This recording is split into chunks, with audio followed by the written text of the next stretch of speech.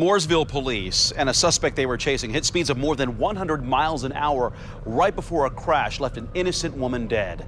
WRTV Investigates obtained dash cam and body camera footage from the pursuit. The crash happened on February 27th on State Road 67 in Hendricks County. Our Kara Kenny obtained the final police reports. She joins us now with what they reveal. We do want to warn you, though, some of the video you're about to see may be disturbing to watch.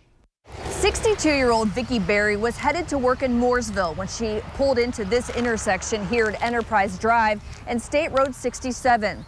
Vicki had a green light. The suspect ran the red light, smashing into Vicki's vehicle. Vicki died as a result of her injuries. Just after 9:30 p.m. on February 27th, Mooresville Police witness a Honda Element driving 5 miles an hour under the speed limit on State Road 67. They pull over the driver, Jason Howard, but as one of the officers steps out of the car, Howard takes off, flips a U-turn, and heads north on State Road 67. Body cameras and dash cameras are rolling as two Mooresville police officers chase Howard. White male driver with a baseball cap. Cameras show speeds as high as 80, 90, 100, even 110 miles an hour on this state road. Can you let Hendricks County and IMPD know? The pursuit lasts several minutes until a crash. Dispatch major 1050. Vehicle's on fire. Start firing EMS. Officers scrambled to put the fire out.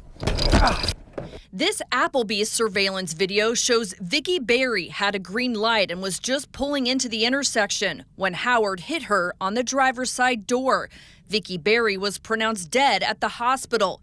As for the suspect, Jason Howard, Show me your hands now!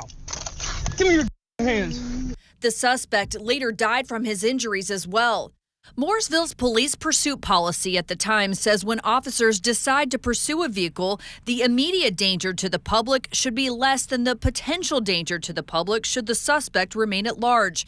It also says officers have to take into account a variety of factors, including weather, road conditions, and the amount of traffic at the time.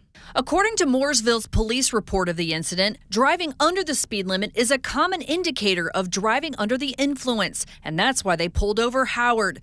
A blood test later revealed Howard had methamphetamine and other drugs in his system at the time of the crash. Mooresville's report also says Howard was on supervised release for conspiracy to distribute methamphetamine until 2025 and had a criminal history, including resisting law enforcement.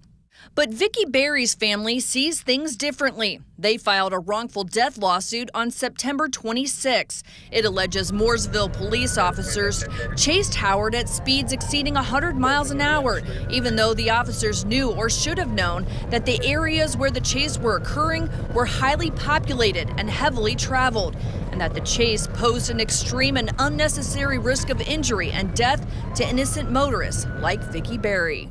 The town denied those allegations. In its response to the court filed November 2nd, the town also denied its police officers' actions were negligent or that they caused Berry's death.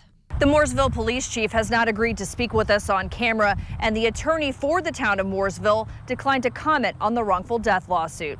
Working for you, Kara Kenny, WRTV. Mooresville has a new police chief, Kerry Buckner. We've asked the chief if officers followed the pursuit policy, if any officers were disciplined, and if any changes have been made to the pursuit policy.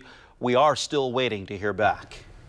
New information about a deadly shooting in Muncie. We're now learning a 4-year-old boy shot himself with a gun that investigators say his mother's boyfriend left in a dollhouse. Preliminary court documents say the boy found the gun and shot himself shortly after noon on Monday. The child died at IU Health Ball Memorial Hospital. The shooting happened in a home on South Burlington Drive in Muncie. The mother's boyfriend told police the couple had been living in the home with her son and 2-year-old daughter for about a month. According to the affidavit, the man told police that he regularly leaves the gun sitting in the dollhouse. Records show Muncie police arrested the 22-year-old woman and her 19-year-old boyfriend on preliminary charges of child neglect in connection with the boy's death. WRTV is not naming the couple because they have not yet been formally charged. Investigators in Franklin say a woman's death over the weekend was a homicide. The Johnson County Coroner's Office says an autopsy determined that 47-year-old Jennifer Lynn Lewis died from a single gunshot wound. Officers say they originally went to a home on Woodfield Boulevard early Saturday morning after getting a call about an attempted suicide. The Franklin police chief said officers found a woman dead inside the home. They also found a man who was alive, and today the coroner's office ruled the woman's death a homicide. Police arrested the man in the home for a probation violation for possession of handguns, but he has not been charged in relation to the woman's death.